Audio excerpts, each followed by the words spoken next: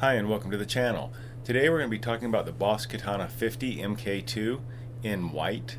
Now this amp has been reviewed to death, so we're not going to do a traditional review. Today I'm going to talk about the reasons I think you should and maybe shouldn't buy it. I've had it now for a while, sitting right here.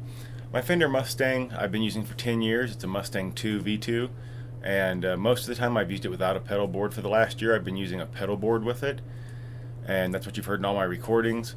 So this is hopefully going to replace it. I mean for this to be a amp and pedal board replacement. Now, stuff like wah and tuners you'll probably always have to keep. Although I will say right offhand, the Boss has a nice auto wah on it, works really well. But a wah is something that you pretty much want to keep around. Now, right off the bat, I have to say I love the amp. I plan on keeping it. I bought it a while back, and I haven't used my Mustang 2 since. I also have not used any pedals since, except for my tuner.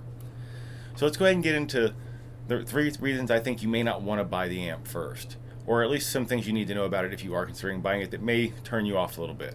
Number one, and the biggest one, is it doesn't come with the USB cable. And this is a bigger square in on one side, which is the old printer style cable. It's USB A to B, USB 2. Now, the cable wouldn't be a huge deal right off the bat, except mine, like a lot of others, ended up having the noise suppression or noise gate turned off. So as soon as I added some gain and distortion to it, it started humming bad. And the only way to turn that off is in the software. Or turn that on, excuse me. So until I got the cable, it was pretty noisy playing distortion. Also, obviously, you can't record with it or use any of the Tone Studio without the cable. Most people I think are probably going to want to record straight into a DAW or into their computer. I actually bought this intending to use it off the panel and recording into a microphone. So not a huge concern except for that initial buzz, but that would be a problem for a lot of players, especially if you can't get a cable quickly. I happen to have one, and I bought a new one just to replace it, but that cable is actually a pretty big deal with this amp. You do want to have it right off the bat. So at least buy one if you're planning on getting the amp, because it does not come with it. Number 2 is it doesn't have a built-in tuner. Again, this isn't a real issue for me. The controls are located on the top back like a lot of modern amps, but I use mine, as you see, at a little higher level. Not really easy to get to in the middle of a song or middle of a set. If you're using it any kind of height like that, or even angled using an amp stand, you might have a hard time getting into the controls quickly, especially if you need to tune it in the middle of a set. Now, being used at home on a desk, on the floor, a tuner would be very easy to see and probably be very helpful to a lot of people who are buying this maybe as their first or even second amp. Like I said, I personally wouldn't use a built-in tuner, but I think a lot of people would. So the fact that it doesn't have one when a lot of really cheap amps come with them, it could be a turn-off. Number 3 is not a huge deal, but it doesn't have a true effects loop for it. You really shouldn't need it with this amp. The built-in delay and reverb are great. Everything built in is great that I've used. But for some people, it could be a turnoff that it actually doesn't have an effects loop. Again, I don't think most players are going to care. But it is something that the amp is missing that, again, some amps in this price range do have. Those are the biggest things with this amp. I really can't say anything bad about the way it sounds. So let's go into the way it sounds, because that is one of the big things about it. Number 1, this amp is powerful. It's a 50 watt amp that you can turn down to 25 watts or half a watt. But when you sit in front of it, you can feel it. Now, from what I understand, it has a different power transformer in it. It's got something like what the older amps had. And that supposedly changes how it pushes air and everything. And I tell you, you can feel it sitting in front of it compared to my 40 watt Mustang 2. My friend's got an ID Core 40. It's a completely different sensation sitting in the room with this amp. So it's very powerful, and it also allows you, because it has a true master and volume setup with that power transformer, you can actually do the old school master volume trick where you turn the master all the way up and use the channel volume, to control your actual volume, which pushes things differently and a little harder, get a little different type of distortion sound out of it. So I actually really appreciated that. Also, let's go to the number 2. It does have great voices right off the panel. You don't have to change anything except maybe turning on your noise suppressor. You don't have to change anything on this. You can, and I have, but you don't need to. It works great right off the panel. And number 3 is the ease of the panel use. One of the reasons I wanted this amp is because I want to use an amp directly off the panel again. And I've checked into a lot of them, and this one it looked to be pretty much the easiest to use. And it's great. You have a lot of features on the panel, very simple to use. I loved it. Now, I don't use the software much, but I do like the software.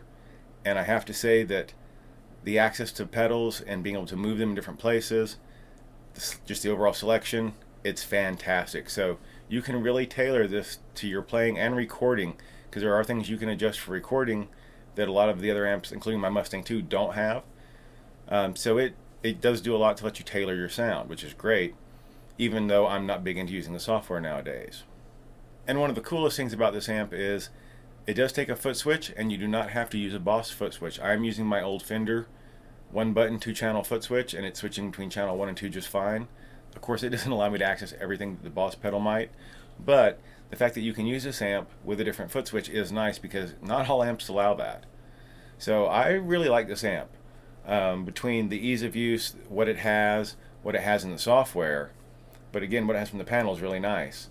And the power adjustments have been great. As you can see, I'm sitting in a small room, and the 25 watt does come in handy once in a while. I do still usually play at 50 and just turn it down a little bit, but depending on how I'm setting it, like if you do the master volume trick, you might need to use 25 watts in a smaller room, because in this small bedroom, the 50 watts with the master turned all the way up and using the channel volume to control it sounded great, but it was very loud.